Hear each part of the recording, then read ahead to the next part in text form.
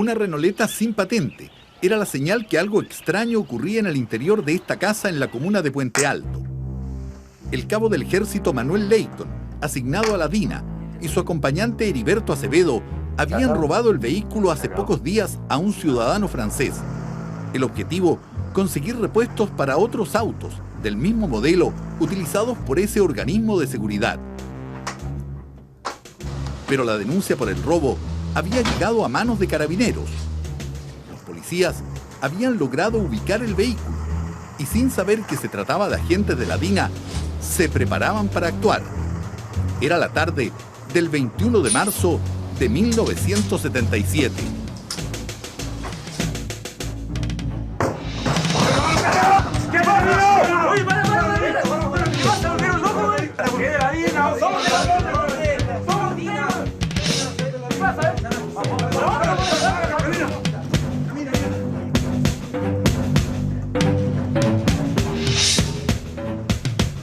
Así que tú eres el cabo Manuel Leyton Robles. Sí, mi sargento.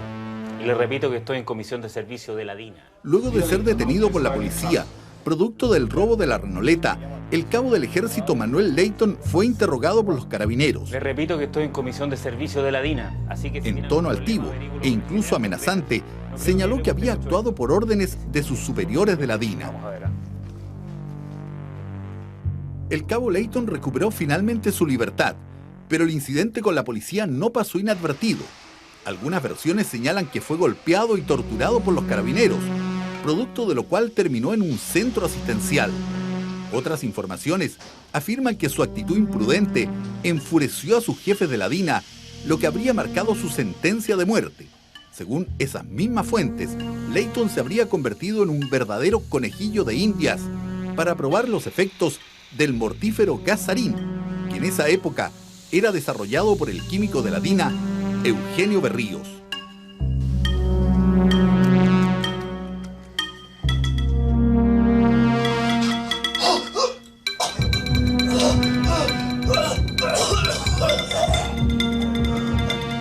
Lo concreto es que el cabo Leyton murió sorpresivamente el 29 de marzo de 1977, apenas 8 días después de ser detenido por carabineros. El parte de defunción señala que falleció de un fulminante ataque al corazón, un extraño desenlace, considerando que tenía solo 20 años.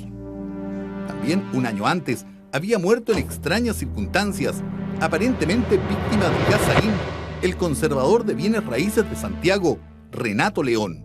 Un repentino paro cardíaco puso fin a la vida de un riguroso funcionario que se había transformado en una piedra en el zapato para las oscuras operaciones inmobiliarias de la DINA.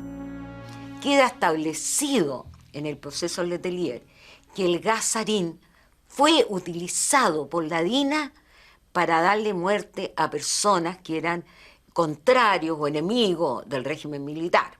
Un conservador de bienes raíces que se llama Renato León Centeno, que habría sido un conservador que se habría opuesto a algunas exigencias de la DINA en la redacción de algunas escrituras, y un cabo que se llama Manuel Leyton, que siendo parte de la DINA habría incurrido en un robo de un automóvil y ahí le aplicaron el gas sarín. Pese a estas dos muertes, a esas alturas se sabía poco y nada del misterioso gas sarín. Recién comenzó a escucharse del temido agente neurotóxico varios años después, con motivo de las investigaciones por el crimen de Orlando Letelier. El ex canciller fue asesinado en Washington en septiembre de 1976. Optaron por los explosivos. El ministro en visita, Adolfo Bañados, quedó perplejo cuando escuchó a Mariana Callejas. Según la ex esposa de Michael Townley, el químico Eugenio Berríos había propuesto otra fórmula distinta a los explosivos para deshacerse de Letelier. Pero Eugenio Berríos decía que usar los explosivos era de los rotos, así que era mejor usar el gas. Berríos. El gas. ¿Qué gas? Es que Berríos es químico.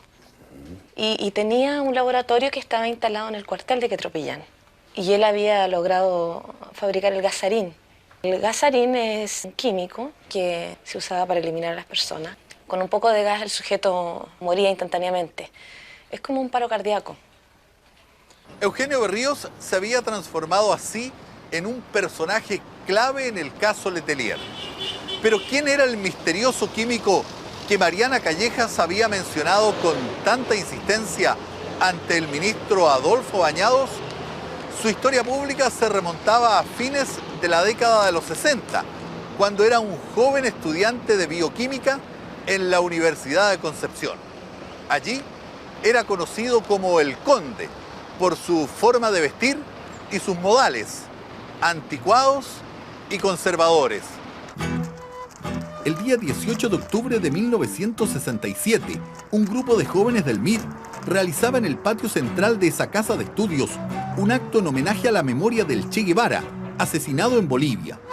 Berríos y un par de amigos de tendencia derechista observaban con profundo desagrado. ¡Compañero Che Guevara! ¡Presente! ¡Compañero Che Guevara! ¡Presente! ¡Ahora y siempre! ¡Fuego! ¡Conciencia! ¡Fusil! ¡Mir! Vistiendo una característica capa negra que solía provocar las mofas de sus compañeros, Berríos decidió reaccionar. Oye, ¿qué estás haciendo con de fascista, güey? ¿No te das cuenta que esto es una zona de respeto? ¿Y de qué respeto me hablan? Si no respetan ella su bandera. ¿Qué respeto, weón? ¿Qué respeto, fascista de mierda, weón? Oye, ¿qué te pasa? Testigo y protagonista de esa paliza fue el entonces estudiante de Derecho y actual alcalde de Pedro Aguirre Cerda, Juan Saavedra. ¿Berríos había sacado la bandera? Berríos fue el que sacó la bandera. Yo creo que por acción espontánea. ¿Fue una paliza en grande, Juan? Fue una paliza más o menos grande, sí, más o menos. ¿Cómo reaccionó Berríos ante el ataque de ustedes? Como mordiéndose, como quedándose con un sinsabor, con una rabia interna. La golpiza en pleno patio de la universidad dejó a Berríos con una fractura en la nariz. Según Saavedra, su apaleado contrincante de la época era un tipo muy singular, con extravagantes ideas de superioridad. Es más, recuerdo perfectamente que en una ocasión él me dijo de que él creía que se veía en una colina, en una casa en altura, vigilando a todo el mundo y con un látigo haciéndolos trabajar ordenadamente. Berríos es recordado por sus compañeros de universidad como un tipo inteligente, pero con claros rasgos psicopáticos y nula tolerancia al fracaso. Un año después de la paliza, recibió otro golpe que hirió aún más su orgullo. A fines del 68, fue reprobado en el ramo de química orgánica.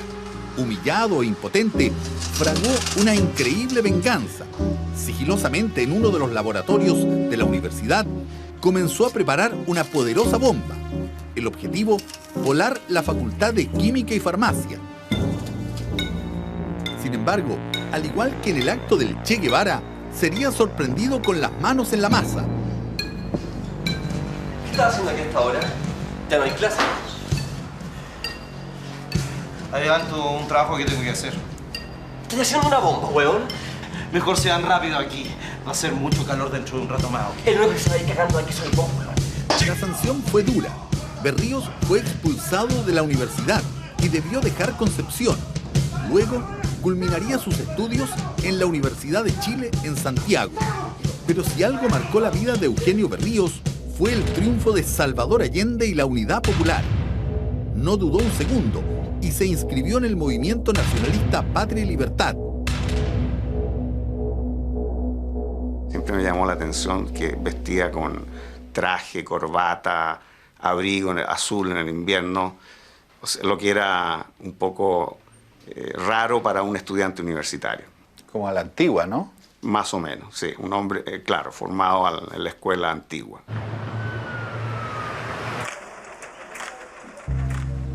Pero este hombre, el obrero Jaime Quirós Sepúlveda, conocería el rostro menos amable de Eugenio Berríos. El 10 de octubre del año 1972, Quirós, quien trabajaba para Patria y Libertad, llegaba tranquilamente hasta un taller donde se imprimían revistas y folletos del movimiento nacionalista. En el interior lo esperaban Berríos y otros 2 miembros del grupo, quienes sospechaban que el hombre les había robado material de la imprenta. Quédate. Amárralo. Amárralo.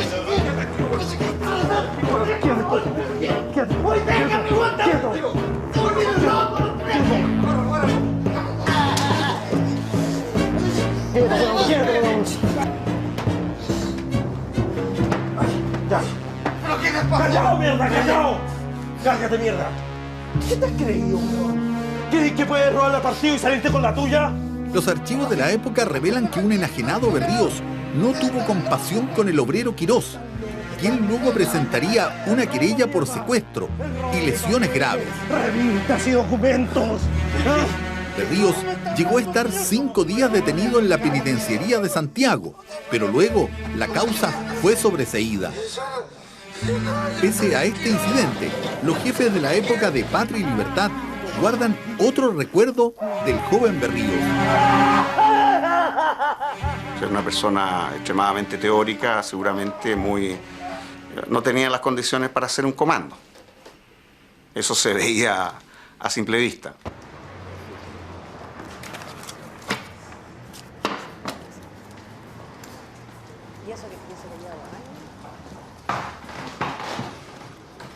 ¿Qué más era cuando llegue? En Patria y Libertad, Eugenio Berríos conoció al norteamericano Michael Townley y a su esposa, la escritora chilena Mariana Callejas. No podemos seguir soportando a estos marxistas en el poder. Allí comenzó la relación que luego se plasmaría en una peligrosa y temible sociedad al amparo de la DINA. Pero el odio y el temor a la unidad popular eran demasiado fuertes y la mente de Townley no descansaba. ¿Ustedes sabían que Allende hace el mismo recorrido todos los días de su domicilio a La Moneda? A la misma velocidad y con la misma escolta. ¿Y acaso piensa atacarlo? A 2 cuadras de su domicilio pasa su auto sobre notable alcantarillado, una bomba y chiao marxista. En 3 ocasiones trató de generar un plan para matar a Allende y yo me opuse tenazmente. En 2 líneas el plan consistía en dinamitar el auto de Allende. Dinamitar el auto de Allende, se conocían los flujos de salida de Allende, los habían estudiado ellos en Colón con Hernando de Magallanes. La idea era generar una explosión de gran magnitud a partir de un alcantarillado que hay una tapa metálica y que Allende a veces salía, bajaba por Colón, hacía siempre un juego de seguridad, pero que lo habían estudiado y lo habían fotografiado y filmado. Y supongo que tienes cómo conseguir la dinamita. Está sentado sobre la dinamita.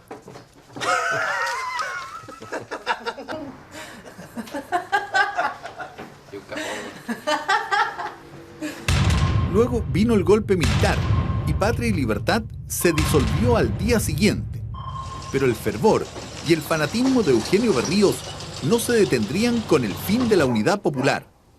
A punto de egresar de la universidad, comenzó a trabajar en el cuartel Quetropillán de la DINA, que funcionaba en la Casa del Ocurro, habitada por Michael Townley y Mariana Callejas. Michael Townley. Eugenio Berríos. ¿Cómo estamos? Ellos son los chicos cubanos que te había mencionado. Hasta esa casa llegaban los cubanos anticastristas, con los que Townley planificaba el atentado contra Orlando Letelier. Luego regreso. Ya, oye, ya pensaba que van a... Mientras Townley afinaba detalles del plan para matar al ex canciller de Allende, Berríos, que usaba la chapa o nombre falso de Hermes Bravo, trabajaba en la elaboración de un silencioso y mortífero método para eliminar enemigos del régimen militar, el gas sarín. Era un proyecto estratégico.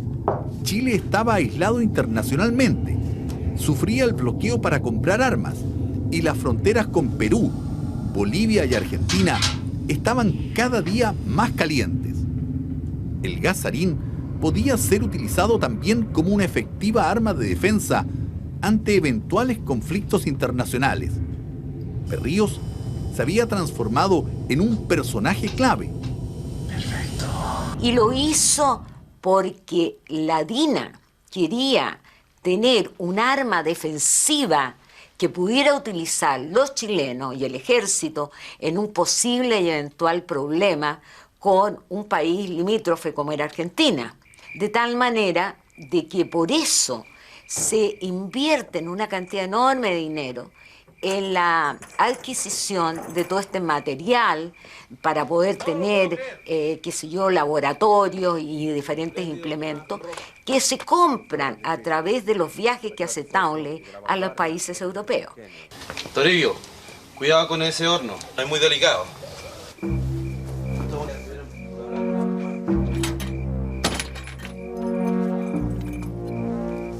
Mira, Michael, le puse una gomita a la tapa. Bien cerrada. No hay riesgos.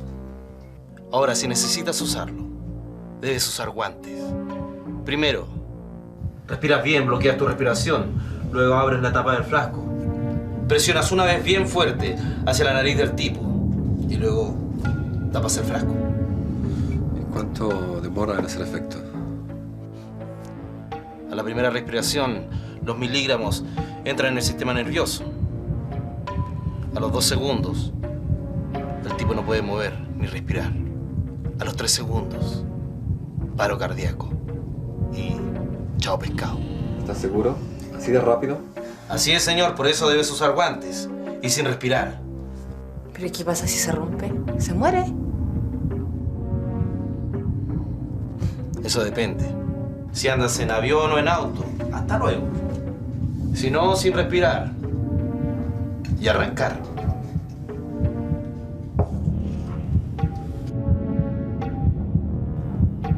Berríos había tenido éxito en la elaboración del gas sarín. Un frasco de perfume conteniendo el peligroso gas acompañaría a Townley en un viaje a Estados Unidos. Era una alternativa para matar a Letelier, que incluso Berríos exhibió orgulloso ante los cubanos que colaboraban en el plan.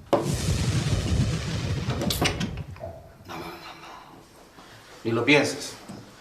Este perfume no es como cualquiera. Este es mi perfume marca Andrea. De la mejor cosecha Sarín 76. Un puff en la nariz de Letelier. Y finito. Primero se quiso, y así se acordó, que se eliminara a Orlando con el gas sarín, para lo cual Michael Townley llevó una botella, un frasco que contenía antes el perfume Chanel número 5, que fue en septiembre del 76, el gas sarín. Pero cuando llegó Townley a los Estados Unidos y se fue a tomar contacto con los cubanos del movimiento nacionalista cubano de New Jersey, él planteó lo del gas sarín, pero los cubanos querían que interviniera también Townley, para de esa manera tener a la DINA, puesto que Townley era un agente importante de la DINA, quedara, digamos, embarcado en la comisión de este crimen. El mejor diagnóstico médico concluiría: muerte por paro cardíaco. ¿Cómo quedaron? ¿Y quién lo haría? Una mujer. Obviamente, una mujer. Hay que pensarlo. El problema es involucrar a más personas. Para poder aplicar el sarín, tú tienes que tener a la persona frente a ti y poder inocularlo o echarle el gas. Entonces, claro, la prensa ha dicho que podía ser por una mujer que se acercara a Orlando. Es decir, Orlando era un hombre, tenía 44 años, era un líder político, un hombre, un economista, había sido embajador, funcionario importante. No cualquiera mujer se podía acercar a él con facilidad. Evidentemente se decidió por el aparato explosivo, sin duda. En definitiva, el gas sarín no fue utilizado para asesinar al ex canciller Orlando Letelier. Pero el peligroso y letal producto que estaba envasado en un inocente frasco de perfume como este, igualmente habría costado la vida a varias personas, sin dejar huellas visibles sobre su utilización. Entre las víctimas fatales del sarín se encontrarían el cabo de ejército asignado a la DINA Manuel Leighton y el conservador de bienes raíces de Santiago Renato León. Hay testimonio de la Mariana Calleja, hecha en este proceso, que señalan que con el gas sarín se habrían también eliminado a 18 personas que estaban en Peldehue.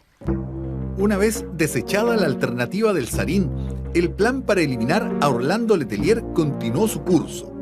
Y finalmente, el ex canciller fue asesinado junto a su asistente Ronnie Moffitt en septiembre de 1976.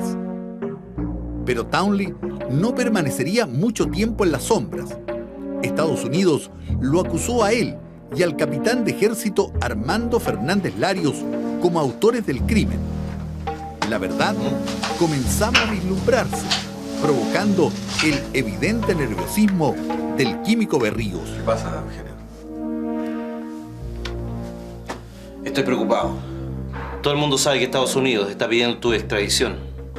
Tranquilo, Eugenio. Hasta ahora está todo bajo control.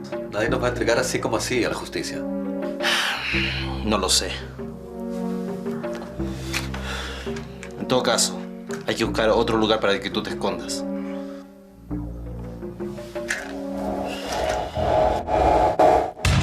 Finalmente, Townley y Fernández Larios terminaron en Estados Unidos.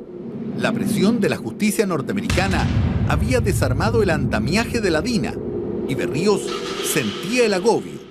Su situación económica se había deteriorado gravemente. A comienzos de 1980, entabló una relación sentimental con Viviana Zurita, a quien había conocido y sacado de un club nocturno de Santiago. Con la ayuda de la mujer, empezó a administrar una panadería que pertenecía a una tía materna. Pero en realidad, el negocio le permitía al químico operar como fachada para desarrollar un ambicioso plan. Berríos era un fuerte adicto a la droga, se relacionaba con narcotraficantes y trabajaba en una fórmula para quitarle el olor a la cocaína y burlar los controles de la policía. Pero la relación con Viviana no era fácil. Oye, Keno, ¿podrías ayudarme, por favor? ¿O creéis que soy tu empleada? ¿Qué te pasa, loca? ¿O quieres un polvito para relajar los nervios, ah? ¿O quieres un polvito para empezar y otro polvito para terminar? O sea que además de ser la empleada de esta panadería mierda, ¿queréis que te pague con mi cuerpo para que me dé unos jales?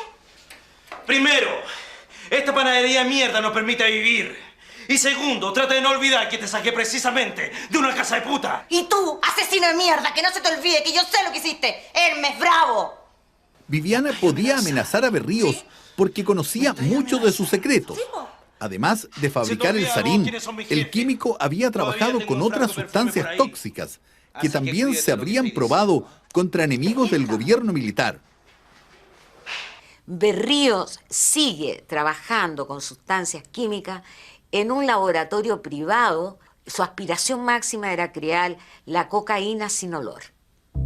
Otro de esos peligrosos experimentos con seres humanos, detrás del cual habría estado la mano de Eugenio Berríos, ocurrió en diciembre de 1981 en la cárcel de Santiago.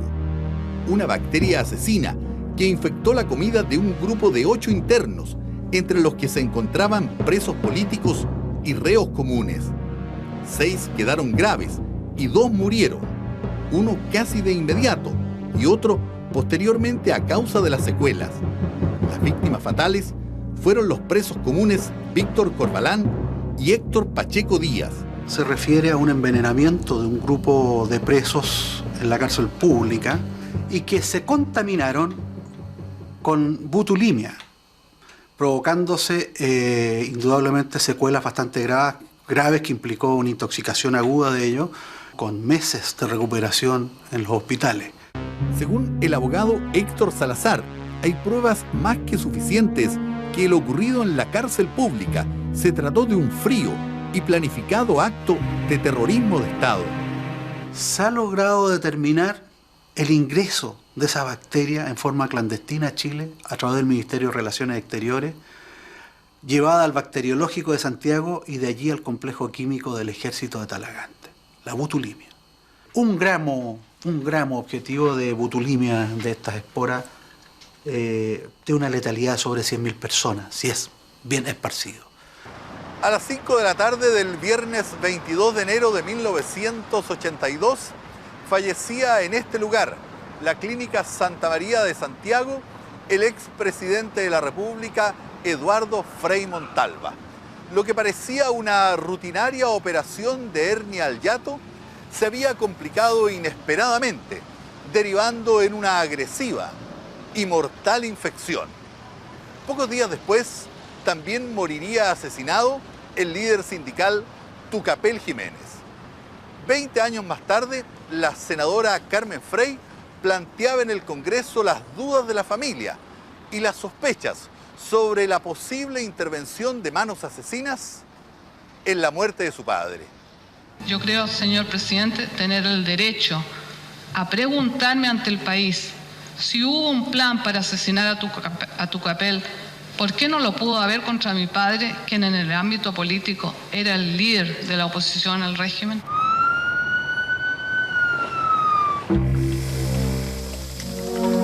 ¿Estuvo Eugenio Berríos detrás de la muerte del expresidente Eduardo Frei Montalva? Algunos piensan que definitivamente hubo manos de terceros y que el organismo de Frei fue contaminado. En entrevista exclusiva, concedida en París, el ex agente Andrés Valenzuela, conocido como el Papudo, asegura que la muerte de Frei fue un homicidio. El Papudo afirma que mientras se encontraba asignado en la embajada chilena en Lima, escuchó una conversación entre oficiales en la que hacían referencia al tema de Frei. Fue una conversación que un día que había un cóctel en la embajada de Perú, de Chile en Perú. Había un cóctel donde estábamos varios funcionarios y uno de estos funcionarios, su esposa, trabajaba en una clínica en Chile. Entonces dice, oye, ¿tú sabes lo que pasó con Frei? Bueno, sí, se murió. No, lo mataron, le dejaron unas compresas infectadas, no sé qué historia. Andrés Valenzuela, el Papudo, es un ex agente de los organismos de seguridad chilenos que huyó a Francia y que ha entregado numerosa información sobre violaciones a los derechos humanos. ¿Está ahora realmente seguro sobre la veracidad de estos nuevos datos? Sí, totalmente. La información es verídica hasta ese momento. Sí se comentaba en las esferas donde yo estaba en ese momento a nivel de la embajada es porque era verdad. Yo personalmente, ya se lo dije al juez, vi ese día en que se le produjo esta situación a mi papá del shock, vi una enfermera que no sabemos quién era, que no se le ha estado siguiendo la pista y nadie sabe quién fue, ni por qué apareció en ese momento, ni por qué estaba ahí, etc. Eso a mí siempre me pareció extremadamente raro. Al llegar a Francia, el Papudo fue recibido por el expreso político Óscar Espinosa, quien lo acompaña en estas imágenes y que en ese momento trabajaba en un organismo francés que acogía refugiados. Paradojalmente, el Papudo había sido su carcelero en la Academia de Guerra Aérea. Pero el tiempo fue borrando las heridas y la confianza nacida entre ambos permitió esta entrevista. Óscar, ¿tú le crees al Papudo? Yo le creo al Papudo. Hasta hoy día no hay ningún testimonio que diga el Papudo miente. ¿Hace cuánto tiempo él te cuenta por primera vez esta historia sobre Frei? Hace alrededor de 8 meses. Y en ese momento él me dice, te voy a dar una primicia. Y me la dice así abiertamente, una primicia. Yo sé quién mató a Frei. Me da el nombre y apellido y me dice las circunstancias en las circunstancias que él lo sabe y cómo él lo sabe y de quién él lo sabe. ¿Era un militar? Era un militar. Era un militar. Así es. Este amigo le cuenta al Papudo como si esto fuera absolutamente cierto o como un rumor que él también había escuchado. Es su señora la que...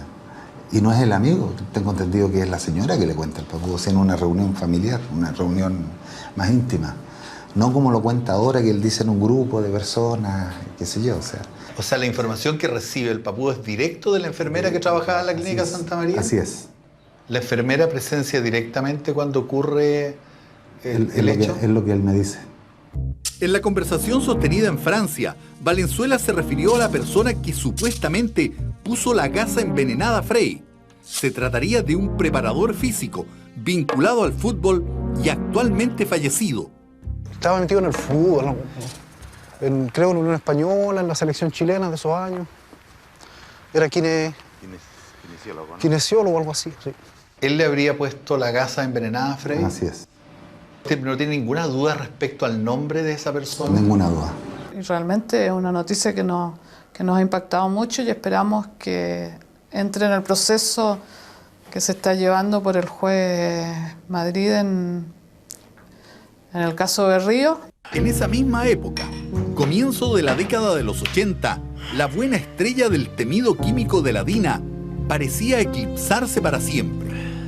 A sus temores judiciales se sumaban los constantes roces con su pareja Viviana Zurita. Incluso el fantasma de la infidelidad comenzaba a rondar y a torturar la mente de Eugenio Berríos. ¿Me querías explicar por qué Cresta no hay nadie vendiendo el pan? Fácil, querida, fácil. Porque la encargada de la venta fue a ver a su amante, un desgraciado llamado Aldo. Bueno, supongo que así va a ser más fácil. Primero, drogado mierda. Prefiero estar con Aldo. Y segundo, Aldo fue el que te salvó el pellejo, porque si no estarías en la cárcel. Y supongo que te acostáis con él para pagarle el favor, ¿no es cierto? ¿Debo agradecerte o pagarte igual que antes, maraca? Mira, Eugenio, ya estoy harta de las peleas. Nosotros no nos llevamos bien. Yo me voy a ir a vivir con Aldo, porque no te aguanto más. Y te advierto una sola cosa. No quiero que nos molestes. Sabemos perfectamente lo que tú hiciste durante 10 años.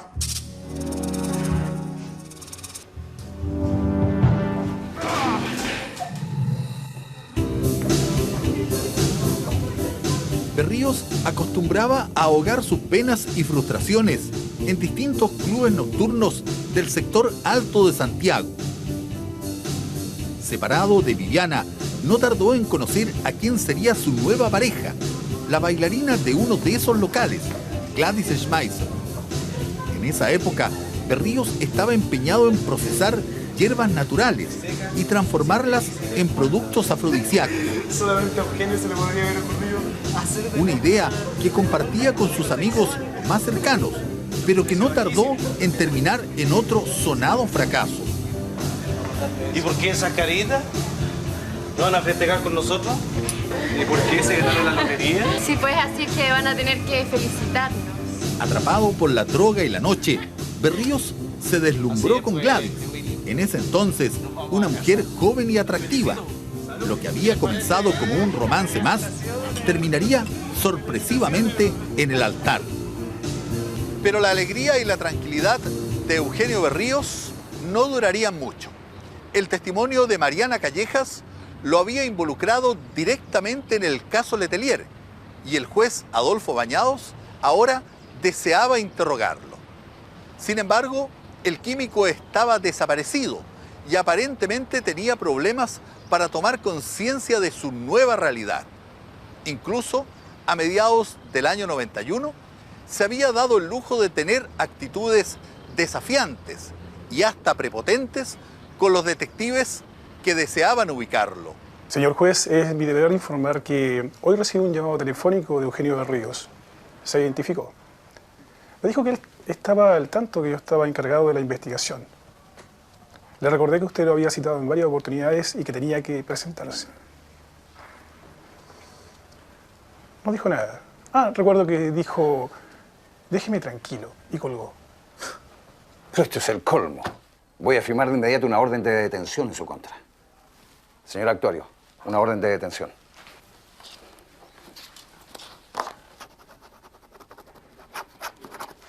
Saque una copia y déle lo original a la policía de investigación.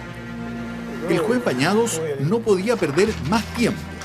Quería tener a Berríos frente a frente, pero no sospechaba que las paredes de su oficina tenían oídos y que la orden de captura que acababa de extender sería conocida muy pronto por el propio químico. Alertado por el cerco judicial que comenzaba a cerrarse en torno suyo, Berríos entendió que no podía enfrentar solo la situación. Entonces, decidió pedir ayuda. Lo que está absolutamente claro es que Berríos, en el proceso, concurre a la Dirección de Inteligencia del Ejército a conversar con su director que es el general Hernán Ramírez Rurangui. Y lo va a hacer precisamente para pedirle protección y ayuda. Y esa protección y ayuda consiste en que se le dé todo el apoyo para poder salir del país. La operación para salvar a Berríos de las manos del juez Bañados habría comenzado en la Dirección de Inteligencia del Ejército DINE y, según algunos abogados, habría contado con la estrecha colaboración de la Auditoría General de la institución, en ese entonces a cargo del general Fernando Torres Silva. ¿Se puede pensar que Torres Silva estuvo detrás también de esta salida de Berríos a Uruguay? No se puede pensar, sino que es así. Es así y se puede afirmar categóricamente. Quiero que me saque a Berríos cuanto antes del país, porque el juez Bañado va a ordenar su inmediata detención. Uno de los hombres encargados de la misión de sacar a Berríos del país habría sido el entonces teniente coronel Pablo Rodríguez Márquez. Sin embargo, lo que no está claro para todos es el rol que podría haber jugado el general Torres Silva. El general Torres Silva ha sido citado a prestar declaración en este proceso, pero no se encuentra sometido a proceso y en realidad no sabemos cuál es la participación, si es que la ha tenido, en este caso. ¿Quién o qué organismo fue finalmente el encargado de sacar a Berríos de Chile? El conocido penalista Tomás Ehrenfeld, abogado querellante en el caso, no tiene ninguna duda. La DINE, a través del general Ramírez Rurangui. Y por lo tanto, él decide, el general, encomendarle a sus inferiores que lo saquen del país. La mañana del 24 de octubre, Berríos, acompañado del agente civil de la DINE, Raúl Lillo Gutiérrez, llegó hasta el Aeropuerto Internacional de Santiago. Entrégame tus documentos.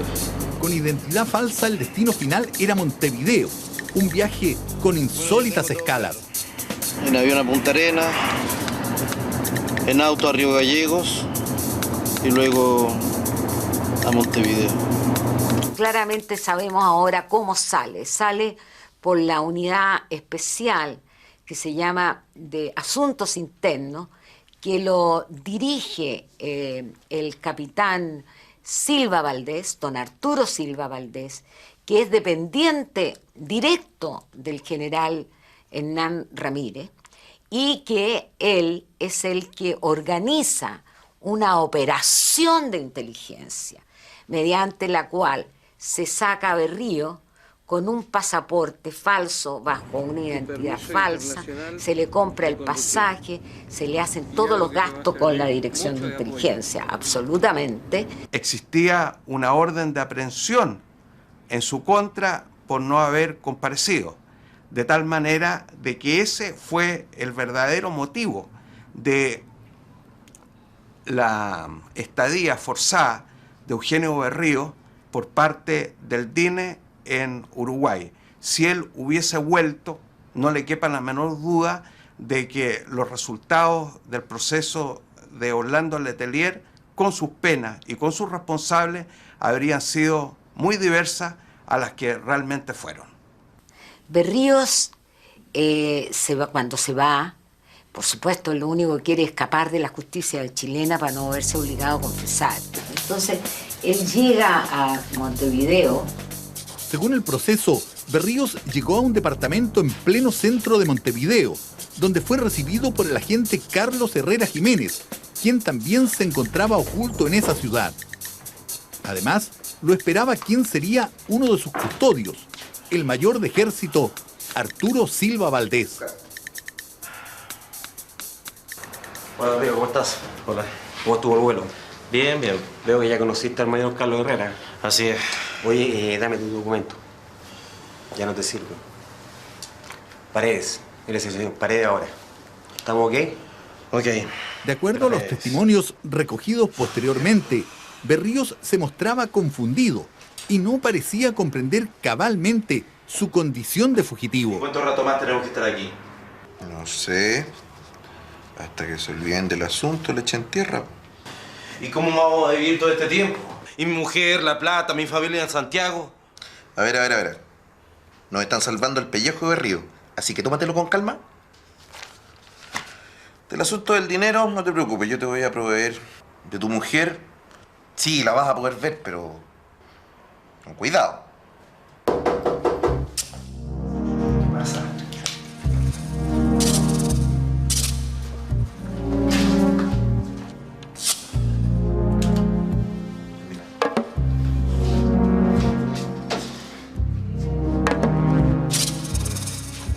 Ese mismo día, Berríos conoció al oficial uruguayo que estaba a cargo de la operación en Montevideo. Se trataba del coronel Tomás Casella, un militar que hasta hoy se encuentra en actividad y que había participado estrechamente en los aparatos represivos durante la dictadura de su país. ¿La documentación la tienes? A partir de ese día, Berríos utilizaría un pasaporte falso que lo identificaba como Hernán Tulio Paredes Orellana. Bien, de aquí en adelante te llamarás Paredes. Los fluidos contactos entre los oficiales chilenos y uruguayos parecían resabios de la llamada Operación Cóndor, que consistía en la estrecha colaboración que se prestaban los servicios de seguridad de las dictaduras latinoamericanas. Lo concreto es que a Berríos no le perderían pisada. Siempre tuvo Eugenio Berríos un oficial de control que era del TINE, que estaba en permanente contacto con él y que nunca perdió ese contacto. Uno de los mayores problemas que enfrentó el ex químico de la DINA en Uruguay fue la soledad, y como tantas veces se refugió en la droga. Por eso, casi un año después, recibió con alegría la visita de su mujer Gladys Schmeisser, quien llegó a Montevideo pasando primero por Mendoza y Buenos Aires, para evitar así sospechas de la policía.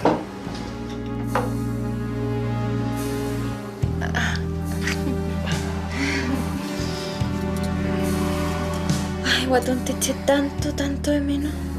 Yo también. Sí. La mujer fue y volvió 3 veces, atenuando la angustia de su marido. Pero a esas alturas, Berríos ya comenzaba a mostrar algunos síntomas de descontrol y nerviosismo. Por supuesto, la mujer viaja al poco tiempo. La señora, que se llama Gladys Schmeisser, viaja a verlo. Entonces él sale del departamento y lo pone en un hotel muy elegante, 10 días con su esposa. Pero ella va al año siguiente, vuelve a ir. Y ya Berríos empieza a sentirse angustiado. Quiere estar con su mujer y empieza a decirle a los custodios, a estos militares chilenos, que él lo que quiere es volver a Chile y declarar ante el ministro Bañado. La actitud de Berríos preocupaba a los agentes a cargo de su custodia, quienes lo mantenían aislado e incomunicado. Sin embargo, en una ocasión, aprovechando un descuido de los agentes, se comunicó telefónicamente con un viejo amigo suyo, el periodista Emilio Rojas, que se desempeñaba como agregado de prensa de Chile en Uruguay. Aló, buenas tardes. Quisiera comunicarme con el señor Emilio Rojas, por favor. ¿Quién habla? Soy yo, Eugenio. ¿Eugenio cuánto? Eugenio Berríos, pues. ¿Eugenio? Eugenio, no lo puedo creer. Berríos estaba asustado y quería dejar testimonio de su presencia en Uruguay. ¿Estáis bien? Sin embargo, la presencia de los agentes les impidió continuar el diálogo. Estoy acá en Montevideo, ¿ah? Disculpa, te llamo después, Eugenio, ¿aló?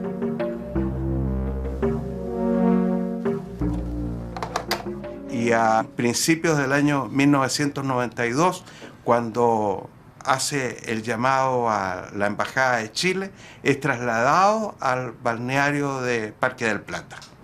Efectivamente, los guardias alcanzaron a percatarse del intento del químico y lo trasladaron al balneario de Parque del Plata, a unos 30 kilómetros de Montevideo.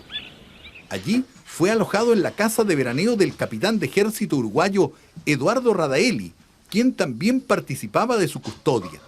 Parque del Plata es un lugar pequeño y los vecinos alcanzaron a conocer a Berríos por su identidad falsa de Hernán Tulio Paredes.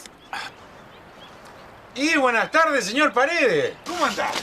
Hola, ¿qué tal? Bien, bien, gracias. Pero la soledad del pequeño balneario terminaría por desestabilizar aún más al químico, que a esas alturas ya había entrado en abiertos conflictos con sus celadores chilenos y uruguayos. Se había hecho Eugenio Berríos una persona incontrolable porque él quería regresar a toda costa a Chile.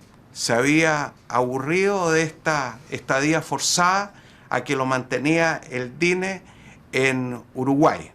Una de las cosas que él hace y que es descubierto es pedir auxilio a la Embajada de Chile en Uruguay solicitando un salvoconducto para poder regresar al país. Escúchame muy bien.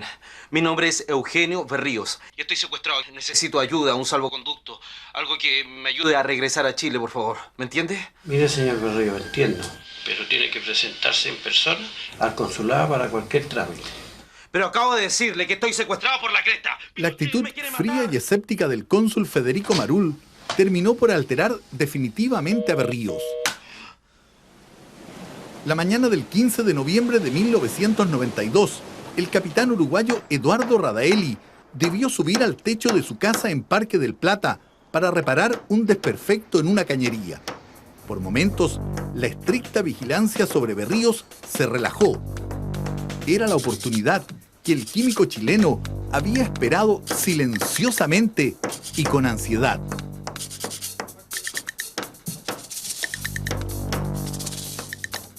Se rompió una cañería del agua potable que iba por el techo de la casa en donde él estaba secuestrado, lo que distrajo la atención del oficial del ejército, señor Radaelli, y eso le permitió a Eugenio Berríos saltar por la ventana y huir.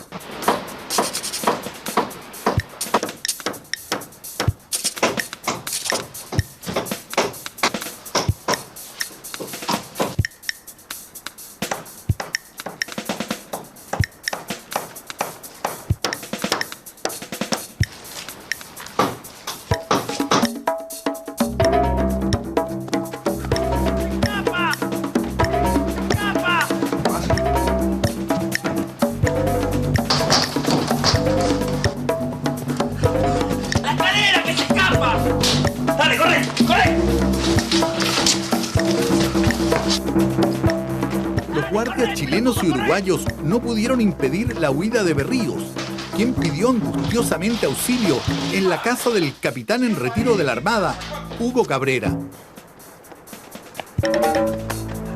Por favor, ayúdeme, ayúdeme, estos tipos me quieren matar, ayúdeme, por favor. ¿Pero quién lo quiere matar? No entiendo. ¿Quién lo quiere matar? Mi nombre no es Paredes, mi nombre es Eugenio Berríos. Llévenme al consulado, por favor. Bueno, está. Por favor, se lo pido. Ya está. Tranquilícese, ¿cómo?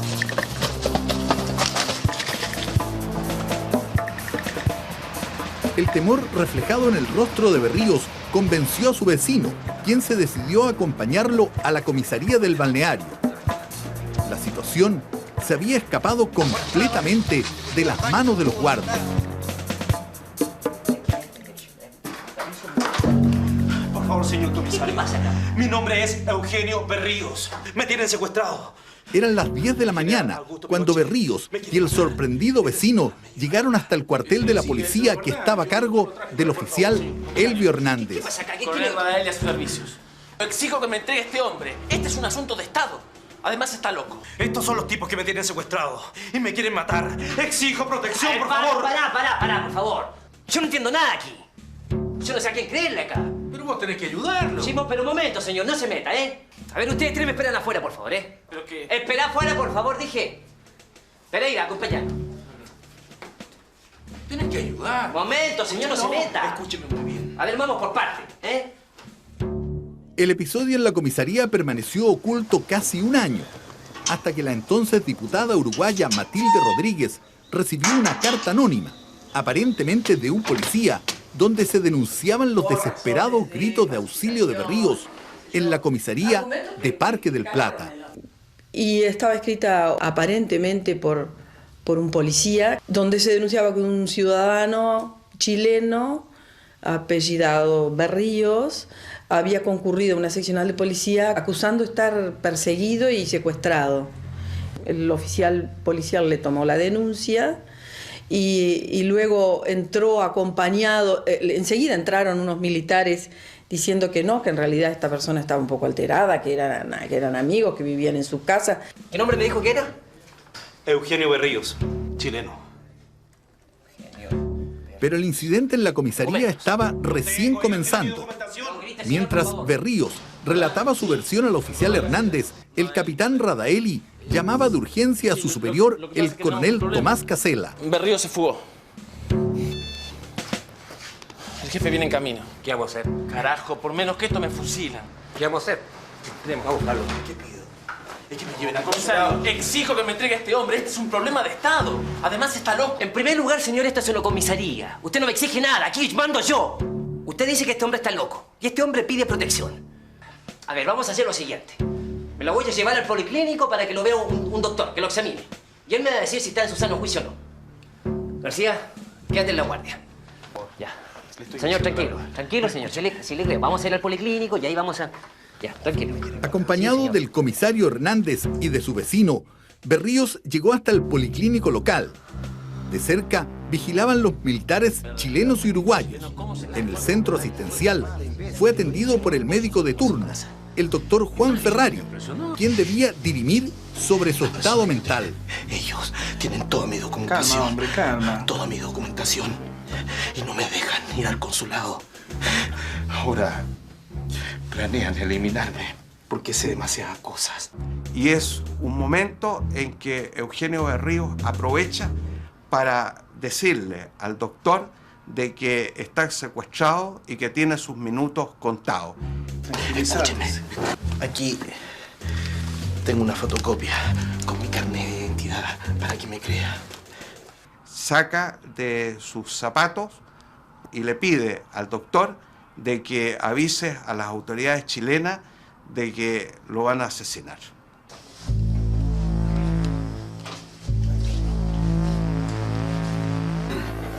¿Y doctor? Señor comisario, le puedo asegurar que la salud mental de este hombre no tiene alteraciones notables. Está bien. Muchas gracias, doctor, por la paciencia y le voy a pedir la mayor discreción ante este asunto. El doctor sale y comunica al mayor Hernández de que Eugenio Berríos se encuentra con sus facultades normales. Y entonces él regresa con Eugenio Berríos a la comisaría. Han transcurrido 11 años desde el confuso incidente. El doctor Ferrari trabaja hoy en un hospital de Montevideo. Allí establecimos contacto con él. Pese al paso del tiempo, dejó traslucir algunos temores. Fuera de cámara, nos relató que Berríos no estaba loco, solo era víctima del pánico. Este hombre declararía posteriormente ante la justicia chilena, reconociendo a los agentes que seguían esa mañana a Berríos. El periodista uruguayo Samuel Blixen investigó a fondo el caso Berríos e incluso escribió un libro titulado El vientre del cóndor.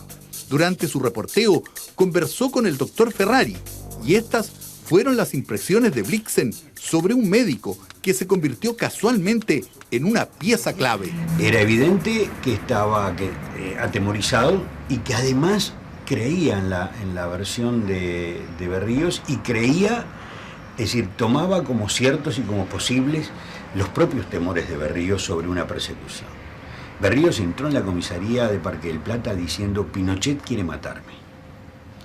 Y lo mismo le explica al médico, pero todavía puede haberle dado más detalles para convencer al médico, ¿verdad?, de que su vida estaba en peligro. Al regresar a la comisaría con Berríos y sus guardias, el oficial Hernández se encontró con el furibundo coronel de ejército Tomás Casella. Escúcheme, comisario Hernández. Le doy 2 minutos para que entregue a este prófugo. De lo contrario, aténgase a las consecuencias. Que no me da a dar órdenes, señor. No. No, señor, no le permito. Pero la estoica resistencia del comisario Hernández tendría un límite: la llegada de su superior directo, el coronel Ramón Rivas. Comisario, ¿qué carajo está pasando acá? A sus órdenes, mi coronel. Traiga inmediatamente a este hombre a las autoridades. Está loco, es un peligro para el Estado. ¿Entendió? Es una orden. El jefe de policía de Canelones se hace presente también, que era también militar, y en un acuerdo ahí anulan esa denuncia, incluso tirando como se usaba todavía aparentemente, un botellón de tinta, una mancha de tinta que anula ese relato que había hecho Berríos ante el oficial de policía. Pero señor, yo ya lo anoté en el libro. Devuélvame el libro. ¿Escucharon eso? Y luego lo obligan a Berríos a ir por las casas donde había estado antes, a decir que en realidad había sido un momento de su ubicación, qué sé yo, que en realidad eran sus amigos, y se lo llevaron de vuelta a los militares. Ahí le comunica al doctor de que lo disculpe, de que en realidad fue un acto de una locura pasajera lo que le sucedió, obligado por Torres y Silva a retractarse, a desdecirse, pero sin embargo Eugenio Berríos se da cuenta en un minuto de que descuidan su vigilancia y le hace un gesto con la mano al doctor diciéndole de que sus días están contados. Finalmente, los desesperados gritos de auxilio de Eugenio Berríos se diluían, aplastados y ahogados en los fríos muros de esta comisaría aquí en Parque del Plata. El otrora poderoso químico de la DINA probaba ahora de su propia medicina, sufriendo en carne propia el duro rostro de los aparatos represivos. Sus antiguos amigos eran ahora sus feroces e implacables enemigos. Definitivamente, Eugenio Berríos se había transformado en una incómoda e insoportable piedra en el zapato. A partir de ese momento, noviembre del año 1992, se pierde completamente el rastro de Eugenio Berríos. Sin embargo, la carta anónima, recibida por la diputada Rodríguez, abrió las interrogantes sobre su paradero. Matilde presidía la Comisión de Derechos Humanos de la Cámara y comenzó a mover contactos e influencias para averiguar sobre el extraño incidente en la comisaría y sobre el destino del químico chileno. El caso ya era público y la insistencia de la diputada tendría una fuerte réplica que quedó registrada en la grabadora de su teléfono. Matilde estaba haciendo demasiadas preguntas. Matilde, no juegas más con los militares porque te vamos a limpiar a vos también. Era una voz que durante la dictadura varias veces había dejado amenazas en distintos sectores digamos, de los políticos opositores a la dictadura. Yo misma había recibido de esa misma voz alguna amenaza en otros momentos. El debate sobre el químico chileno se instaló con fuerza en el seno del Parlamento uruguayo. Sin embargo, los legisladores terminaron por desestimar las aprehensiones. Una supuesta foto de Berríos en Italia, con un diario de la fecha, los convenció que el chileno había dejado el país y que estaba vivo y que no era necesario seguir adelante con las investigaciones. La mayoría del Parlamento tapó todo, encontró mentiras piadosas para lavar su conciencia, es decir, una supuesta carta de Berríos, que ya estaba muerto, pero el Parlamento la tomó como cierta. Hubo un perito calígrafo que dijo, sí, efectivamente es la letra de Berríos. Vino una fotografía que apareció en el consulado uruguayo en Milán, donde estaba él junto con un diario de la fecha, y era un burdo truco, ¿no? Pero eso le bastó al Parlamento para decir, está vivo, y nunca preguntaron.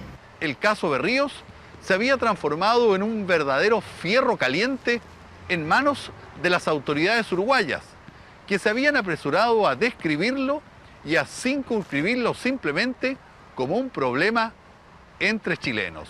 Para muchos, la vieja actitud de hacer la vista gorda o echar la tierra bajo la alfombra, una conducta que aún sigue penando e incluso ruborizando a vastos sectores de la sociedad uruguaya. cuando el presidente Lacalle se enteró del episodio, porque se divulgó en el Parlamento, él estaba en Londres y dijo que iba a tomar medidas ejemplares. Llegó al aeropuerto de Carrasco, fue a la Casa de Gobierno, al edificio Libertad, y lo estaban esperando 14 de los 16 generales. Y tuvo una reunión de 4 horas con ellos. Y cuando sale de esa reunión dice que no va a tomar ninguna medida porque este es un episodio chileno, un lío chileno. Bueno, eso acá fue calificado como un golpe de Estado técnico porque el presidente iba a tomar determinadas medidas y la presión militar obligó a tener otra conducta. Paradojalmente, todo comenzaría a cambiar la tarde del 13 de abril del año 1995 en este tranquilo y hermoso balneario del Pinar, ubicado a unos 20 kilómetros al norte de Montevideo. Y como en muchas ocasiones, el destino y la casualidad jugarían un protagónico papel. El caso Berríos estaba a punto de sufrir un inesperado y espectacular vuelco.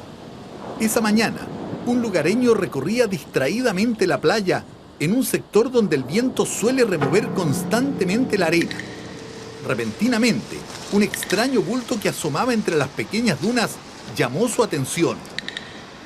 Al acercarse, comprobó que se trataba de restos humanos, abiertamente corroídos por el paso del tiempo.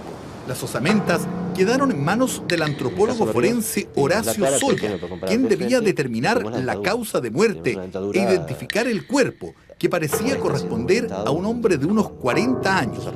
El profesional recuerda las condiciones en que encontró el cadáver. Se encontraron restos de soga y de un material plástico que tenía las muñecas atadas con eso y los pies.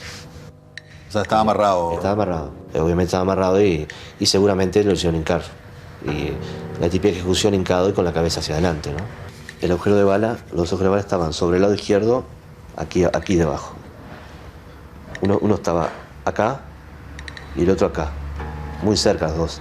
Por lo tanto, la persona, si esta fue la persona, para dispararle, que la bala tuviera el ángulo de entrada acá, el cráneo de la persona, digamos, la persona estaba, le inclinan la cabeza hacia adelante, la persona estaba así. Y el disparo es efectuado acá. Y quedaba determinada muy claramente la causa de la muerte, quedaba terminado el sexo, estaba todo terminado. Lo único que faltaba es la entidad. Conocido como un profesional inquieto y riguroso, el doctor Soya pidió de inmediato un registro de personas desaparecidas. En la lista no figuraba el nombre de Berríos, pero en su mente rondaba la historia del químico chileno que había leído en la prensa. Consiguió entonces esta foto del ex hombre de la DINA con la que comenzó a trabajar. Y bueno, comparamos esa fotografía con el cráneo hallado y bueno, si bien era una sola fotografía, era de buena calidad la fotografía, era frontal, es decir, una fotografía de frente y podíamos comparar no solo el cráneo, sino la dentadura, porque se estaba riendo la foto está, digamos, muestra toda la dentadura muy bien. Y bueno, comparo no solo el cráneo, sino simultáneamente se compara la dentadura. Yo ya había armado el cráneo, que estaba roto, se había armado.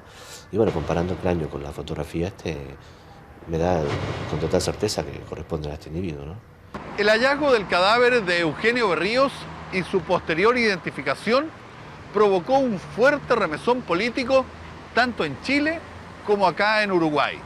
En realidad era la plena y absoluta confirmación que los servicios de seguridad de Santiago y Montevideo seguían coordinándose y ayudándose mutuamente en forma clandestina, tal como lo habían hecho en los viejos tiempos de la llamada Operación Cóndor. Se confirma de que hubo una Operación Cóndor en democracia, o sea, una acción típica del terrorismo de Estado durante las dictaduras ocurrió en democracia. Eso para mí es suficientemente grave.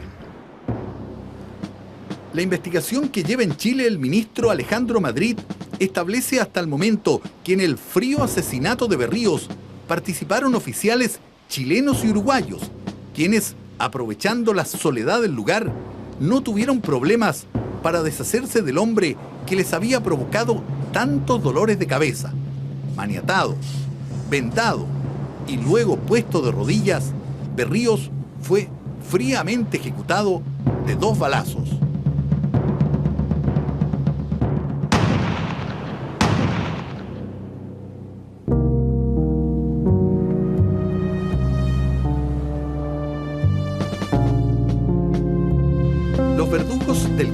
chileno procedieron luego a enterrar el cuerpo, pero la naturaleza y el desconocimiento de la zona los traicionarían. Jamás calcularon que el viento removería la arena con tanta fuerza, dejando al descubierto el cadáver de su víctima. Para ellos, un error fatal. Para el juez Madrid, una circunstancia clave para llegar a la verdad. De acuerdo con el auto de procesamiento, el autor material del homicidio Eugenio Berrío es Arturo Silva Valdés, con otro oficial uruguayo, cuya identidad desconocemos por el momento. Hasta el momento, el juez Alejandro Madrid mantiene procesadas a las siguientes personas. El mayor en retiro Arturo Silva Valdés, como autor del delito de secuestro con homicidio. El mayor en retiro Jaime Torres Gacitúa, por el delito de secuestro. Y como autores del delito de obstrucción a la justicia, al general en retiro Hernán Ramírez Ruranch, exdirector de la DINE, al teniente coronel Pablo Rodríguez Márquez y al ex agente civil del DINE, Raúl Lillo Gutiérrez.